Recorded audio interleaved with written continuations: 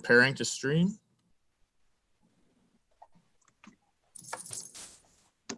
Hello, everyone, and welcome to our Global Ed Student Chat, formerly known as the Ontario Ed Student Chat. We are so excited to be chatting today about Break the Fake in collaboration with Media Smarts. And so we have an amazing group of people here to talk to us today.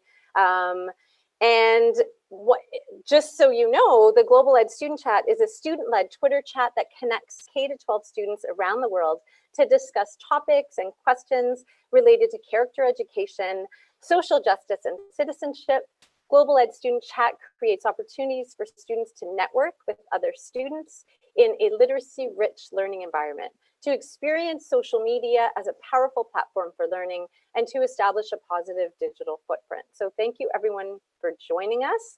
I'm going to introduce Sam, who will tell us a little bit about how the chat will work in the Tech Talk. Hi, so if you're watching us on YouTube, which is an option, just tap the YouTube icon. You will notice that there's a comment space to your right. This is a great way to share your own thoughts and ideas and to add your own thinking and get involved in the conversation. Or you can watch the video on the website and chat with us and other participants on Twitter.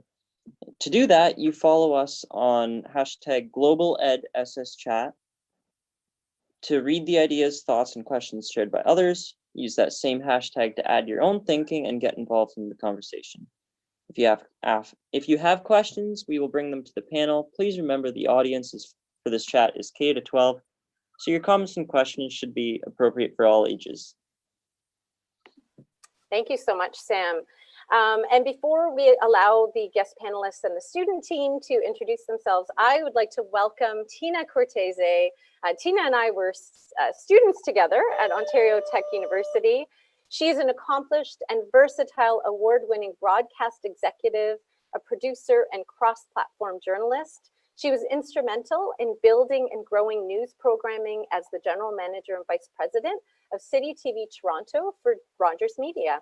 Tina was a valuable member of the launch team for one of the most widely recognized news channels in the country, CP24. She's a two-time Gemini award-winning producer for breaking news coverage and special event programming. She served as an executive producer for Breakfast Television, Cityline, and multiple New Year's Eve broadcasts, specials at Nathan Phillips Square here in Toronto. Tina is currently the station manager for 105.9, York Region's only dedicated radio station, and has spent time behind the mic as news anchor and news director for Chorus Radio and weekend news anchor at Bell Media's News Talk 1010. She's also, if that isn't enough, she's a professor of journalism at Seneca College in Toronto and Durham College in Ottawa, where she inspires students to embrace and apply the foundations of journalism across multiple platforms. Along with her depth of industry teaching experience, Tina has a degree in radio and television arts from Ryerson Television, a certificate in public relations, an MA in education from the same university as me. So thank you so much, Tina, for taking the time to be with us. And I would just invite the rest of our panelists. Why don't we start with our student team to say hello and introduce yourselves. I can go first, I guess. Hi, my name is Darcy. I'm in grade 9. I attend GDCI, which is in the AMDSB school board, and this is my second year with the chat. We're so excited to have you here. Gobi? Hi, I'm Gobi from Ottawa, and I go to Bell High School, and this is my second year on the chat. Thank you. And Sam, tell us a little bit about yourself. Hi, I'm Sam. I've been with this chat since the beginning, so 3 years. I currently go to high school, grade 9 at LDSS in Listowel, and yeah. And yeah, you're awesome. We also have special guests, and I will allow you to introduce yourselves.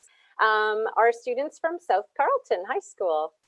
tell us a little bit about yourselves, Aria and Sarah. Thank you so much for coming.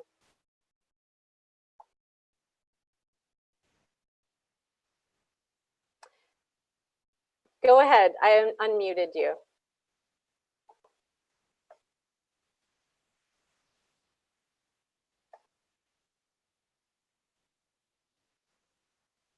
So we are having trouble hearing you, my friends. So I'm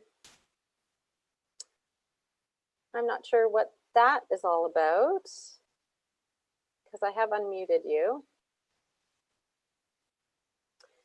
Do you want to maybe jump out and jump back in? And we'll try that. Okay, awesome. Thank you. And then we do have guests from Texas with their teacher, Miss Poncio. We have Wyatt and Brady, and I'm not sure if they're in the room yet.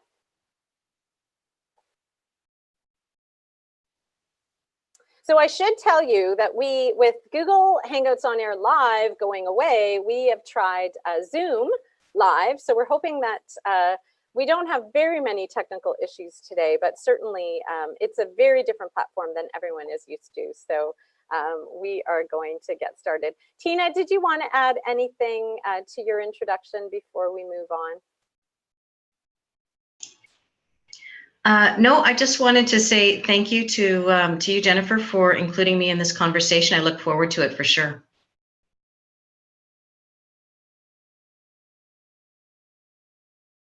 Awesome, thank you. And I see someone who's there's a ringing of the bell, so we think that you're getting them in. And Michael, you have to introduce yourself. Get in there.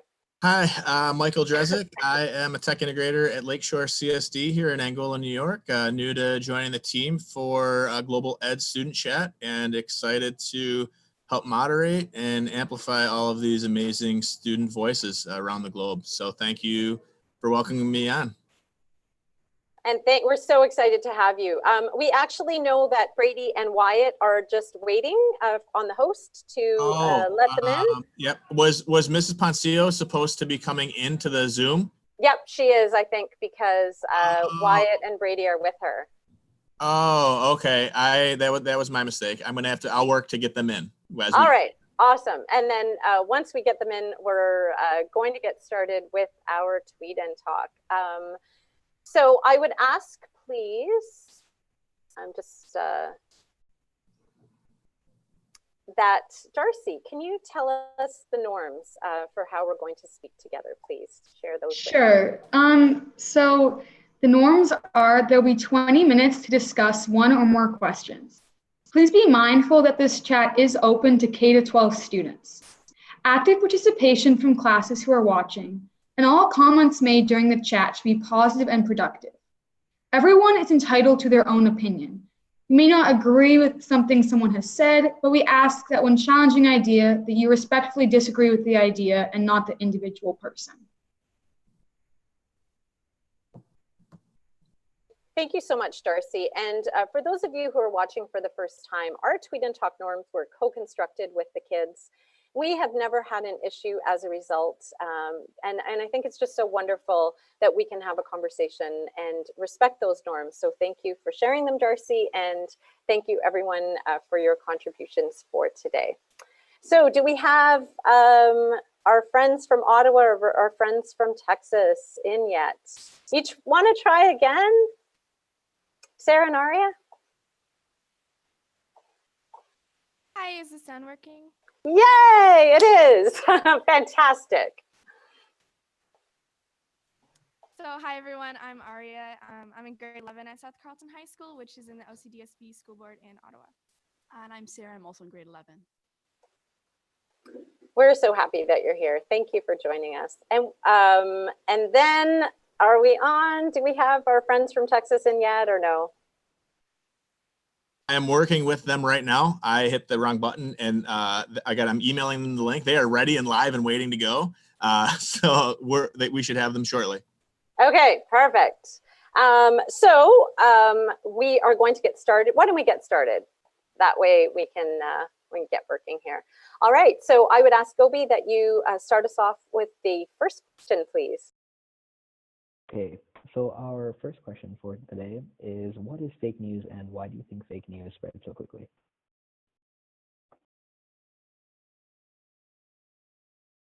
And who would like to start us off?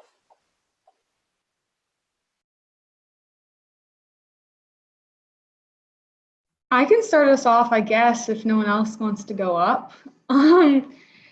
Fake news are stories that are spread that are false and purely written with incorrect facts or written in a way to make their readers think something that's not true.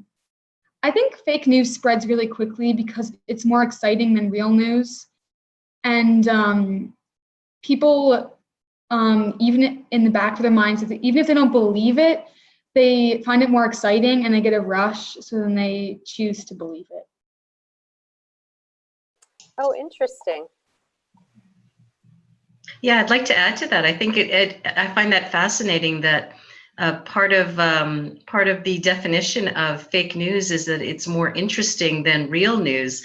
And as a journalist, I'm a little bit concerned about that. I think it's certainly used to influence and push a certain agenda for sure. And it causes confusion, I think. And I think that's part of its appeal, is that it does make you wonder and question. And I think it's interesting that you say it's exciting. I've never heard it described that way, but I think you're absolutely right. I think there's something, it's almost gossipy about it. And so if you think about it, fake news has probably been around a lot longer. It may have been called something different way back in the day, but it's probably been around probably as long as the legitimate stuff. True. And we sometimes forget that, don't we? That some of this has been around for a lot. It's just more prolific now that we have social media. My friends from Mr. Dale's class.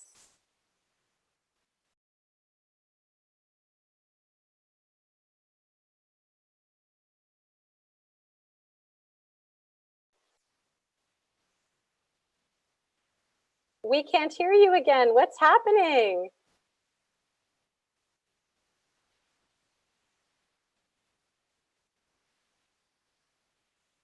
We just heard you a few minutes ago.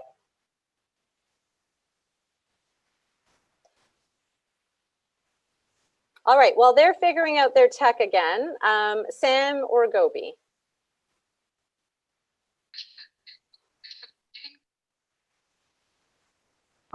So I think fake news is just news that has malicious intent, news that's written to as another form of the truth. It doesn't always have to be completely fake. It might take aspects of the truth, but it bends it so that it serves your own purposes.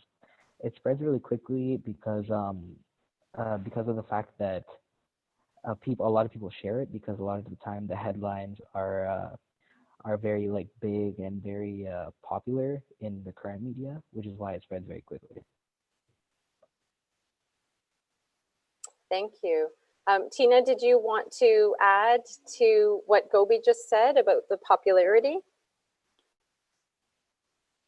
I'm sorry, I'm finding it difficult to hear, Gobi. Can you let me know what else he said or what he mentioned about the popularity of fake news?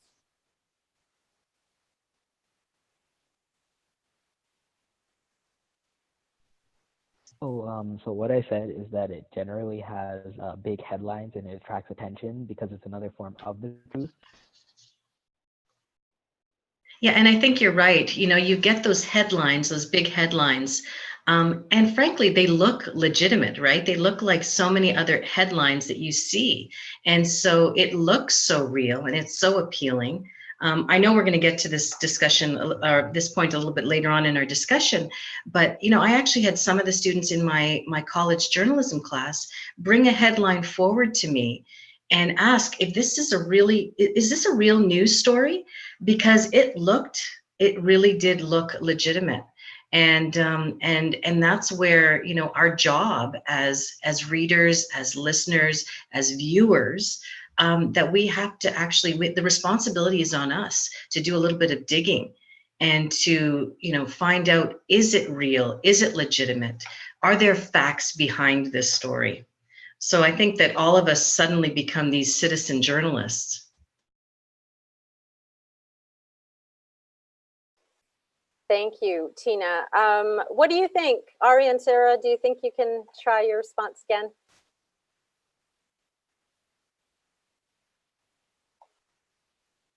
All right, so it's not happening. We do have a few people. So Brady, who is so resilient that when he couldn't get in to the chat on video, and I'm hoping they're still trying, is saying that fake news is usually heavily biased and non-factual. He's saying it spreads so quickly because people believe what they want to believe. And I love that, right?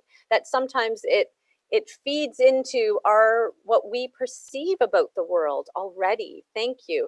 And Wyatt, again, super resilient, is joining us on the Global Ed Student Chat hashtag, and he's telling us that fake news is false ideas that are biased, considered a type of propaganda. And we've heard that word a long, long time ago, haven't we? And he says that it's easily spread because everyone wants to prove someone else is wrong. He's building on Brady's ideas about people's opinions and also calling it gossip, which I think we heard Darcy say. So thank you, Brady and Wyatt, for continuing to persevere and join our conversation. Why don't we, so we'll try one more time, Sarah and Aria, and if not, I might have to ask you to get out and come back in again. Try it.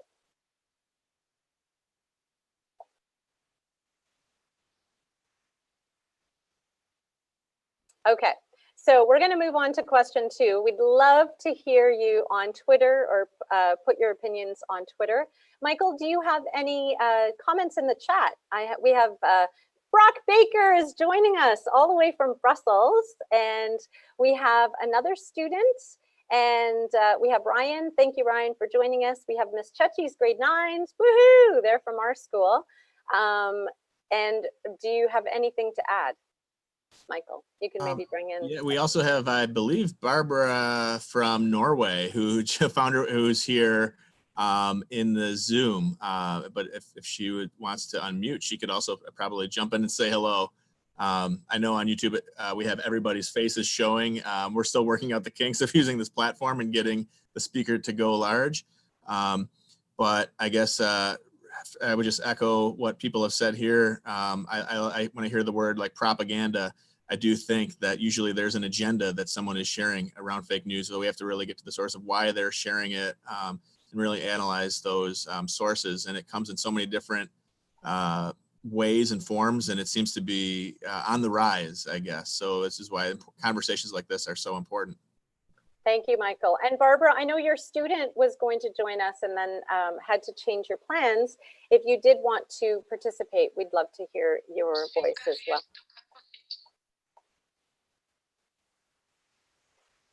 And we're having trouble with that too. Okay. Hi.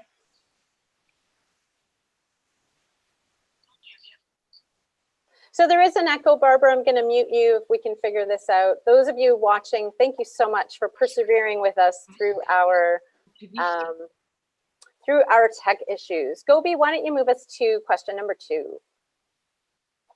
Okay, so our second question of the day is, have you heard of or experienced and what happened?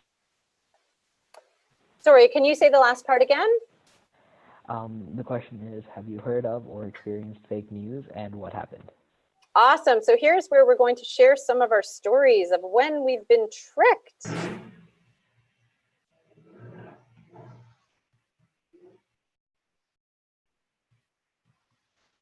Darcy, do you want to start us off? Yeah, sure. So I feel like everyone's experienced fake news, even if it's subconsciously, but there's like sometimes you kind of like catch it. So one time I actually was watching a video of fake news. It was kind of like fake news debunked kind of, and it was behind the scenes, and it was this group of people who had created an elaborate fake story and shared it on social media to see what would happen. And it ended up spreading like wildfire, and the press and public, like they had videos of them reacting to the fake news and believing it was true, et cetera, and they had everyone fooled. And then at the end, they posted the video explaining it was all a big experiment. And I thought that was very interesting because I remember like personally thinking it was true when I saw it as a headline. I think it's just weird to think like I believed it, and now knowing it's not true, I need to pay more attention to stories and stuff I hear and see. Wow, Darcy, thank you for sharing that story. Could you tell us a little bit more specifically about what the story was, or is it inappropriate? No, it's not inappropriate. It was about Justin Bieber eating a burrito sideways or something. Yes. Yeah, and then it wasn't anything that people could specifically have like facts behind or background knowledge to know if it was true or not. I think that also helped it spread. But they had hired an actor and they had like set up the whole thing. I thought, and it did spread across social media and stuff. And I was very surprised that it was so easily believed. Wow, thank you. Does anyone else have a story of when they were duped, so to speak, by a story in the news? I can share a story from my college classroom. In 2016, I had asked students to follow the American election, and then we were going to come into the classroom and talk about it and how it would impact us here in Canada. And I guess the students had all gotten together to talk about how they were going to bring their ideas to the classroom. And they brought in a website, and the article from the website, I think it was from the Rockfield Herald or something like that. It was nothing I'd ever heard of before. But the headline was that Prime Minister Justin Trudeau was also going to build a wall here in Canada. And so they said, well, you know what? Look at this website. Here's the author's name. We have it. The article is there. This is the website address. And it started and it sparked a really good conversation about, okay, how do we find out if this is true? Because back in the day, we used to say, well, if it was, it was in print, it was true. That's not necessarily the case anymore. So I think it sparked a really great conversation about who is this author? Has he or she written something before? What is this website or this newspaper? Does it truly exist? And you dig deep, and that's where we were able to find out that this was a great attention-grabbing headline, but definitely not true. The Prime Minister was not building a wall here in Canada. Well, I am very glad to know that. Thank you. Gobi, go ahead. So I definitely have experienced fake news. I have a similar experience to Darcy, actually, with that burrito thing. I did see that as well. And it happened to me when I was younger. I was doing research for a project about Justin Trudeau, actually. And there was so much misinformation about what he was going to do and what he had done when he was younger that I was just lost. And I was younger, so I didn't really know what I was doing. So it's forced check. I had to talk to my teacher. It was just a big situation. Thank you. Sam, have you ever been duped? I don't really read much news in general, so it's really hard for me to read fake news. So no, not that I know of, because I don't read news.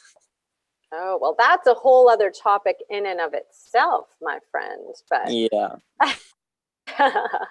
There you go. Do we have anyone from YouTube or Twitter who want to share? So Miss Chechi's class, do you want to bring that in, Miss Michael? Absolutely. Yep, just pulling them up here. And sorry, I have Miss Chechi's class. Sometimes we read that a celebrity has died, but they haven't. Then it's a way for them to gain popularity. We've definitely seen instances of that. I remember even back when I was in school, it spread that Eminem had died. And immediately, this was before social media was really big, maybe back in the MySpace era. But I remember then going out, I couldn't believe it. I was duped in a way. So definitely, and the fact that you can edit within Wikipedia, someone can go in and edit the death date of somebody when maybe they really haven't, and then somebody comes in and fact checks that. I know for me personally, I know we shared the image out on Twitter of recently with the climate action and the summit in New York City and through the UN, and I know Greta Thunberg had organized, rally, and someone shared a picture of the park, all of these people protesting for climate action, and look at the mess that they have made. How dare they? And that was really just created to get more people to go against their message, because what they did when they looked back into that picture was that they found that it was from an event years prior in London, England, that had absolutely nothing to do with the current rallies. So, trying to check the authenticity of a photo, and now even with Google reverse image search, we can run an image into that search and maybe see where it's come from in history. We really just can't believe everything we see, but it's going to keep on coming at us. So. Absolutely. Thank you. And I'm going to tweet out and put in the chat that the link to that tweet you're talking about, Michael, because you're right. It really is about an agenda, isn't it? And I think that's exactly what Wyatt said on Twitter. He indicated that usually it's about making one person look bad and another look good. And that's exactly what is happening in that example that you shared. Do we have our friends from Ottawa back? No, we don't. Very sad about that. But I remember when we were talking about this as a planning meeting, the girl who was tweeting from her fridge, do you guys remember that story we were talking about? Was it Gobi? Was it you that shared that? Do you want to jump in with that story? It wasn't me that shared it. But do you remember we were having that conversation? So it was supposedly this girl whose phone was taken away from her, and so was tweeting from her fridge, and that went viral. And as it turned out, it actually wasn't from her fridge at all. So sounds like we may have all been duped on that one as well. So, all right. Anything to add, friends, before we move on to the third question, because we are running a little bit late. So Gobi, why don't you just take us to the third question? So our third question for today is, what can you do to prevent the spreading of fake news?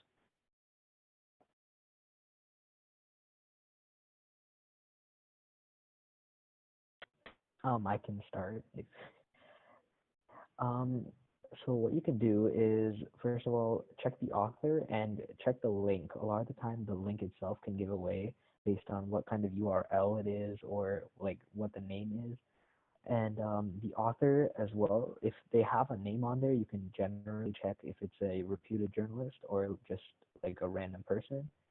And check multiple sources, because sometimes sources can be biased.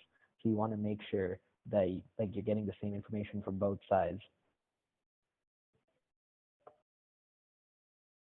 Oh yeah, I can go next, I guess. It's some good points. I think it's important to make sure that what you're posting is true, so you don't continue the chain of fake news. So you can do that by don't share unless without researching or putting some thought into it. If it's obviously not true and you have the background knowledge to know that, then don't post it. Don't like or comment without researching, and don't give it any unneeded attention if it's fake news. Thank you, Darcy. We have Wyatt and Brady who are just participating in the Twitter chat, and I think the same for Sarah and Aria, unfortunately. Wyatt says, I usually try to avoid it in general, but I would provide evidence and facts of what actually happened. So a good counterbalance. Thank you for sharing that on Twitter using the GlobalEdSsChat hashtag. McKenna was responding to what fake news is, and it's false information passed along, and how easy it is to spread. And I think we are also going to have a few other responses to that question. Sam, do you want to talk about what you do to make sure? Well, other than not reading the news, but is there any other advice that you would give us to avoid fake news? Yeah, well, even though I don't read the news, I still go through Twitter and I still go through Instagram once in a while.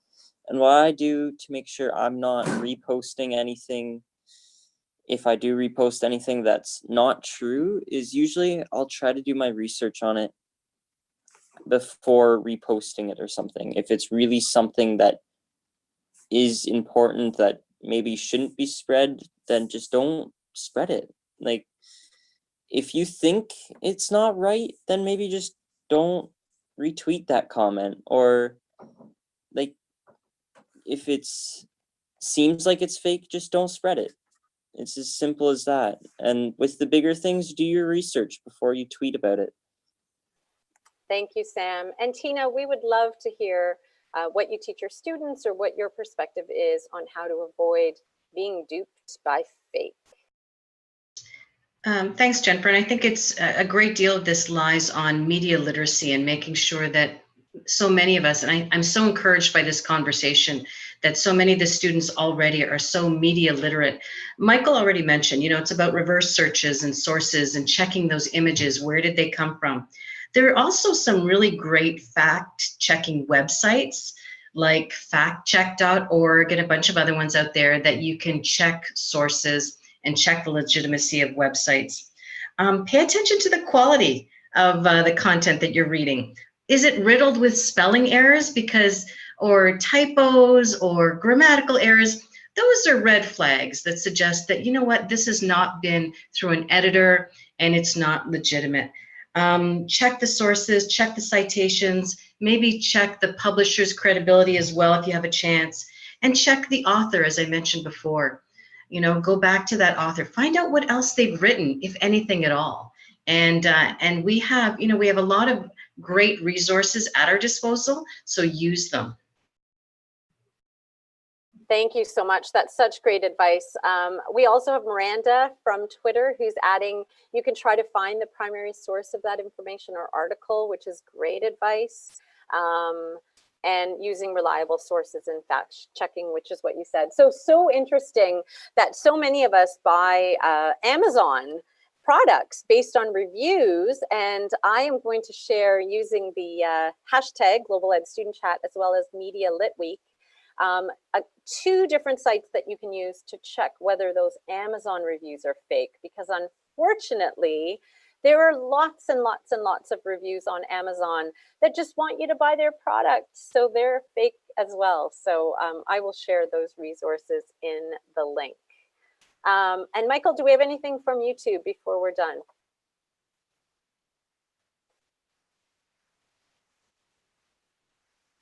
I see it here. So Ms. Chechi's class, JS, thank you for sharing. Look for evidence before you post. Brady is saying to avoid fake news, search different perspectives on the story. And thank you for bringing that in, Brady, because that is so important. It goes back to that bias piece, right? That we perceive the world in a certain way and we need to interrupt that sometimes. So thank you. NR and Ms. Chechi's class is saying, if you think something doesn't sound right, do your research before you spread. So always be skeptical. I love that advice. Try mentioning references and give credits to the original source whenever you post or share anything. Thank you so much, GOT, for giving us that information, because that's really, really important too. Know your facts, Leo, appreciate you saying that. And Media Smarts showed up as well. And so thank you so much for talking to us or being here to be part of the conversation. And with that, I know we've gone over time. So Michael, let's wrap it up.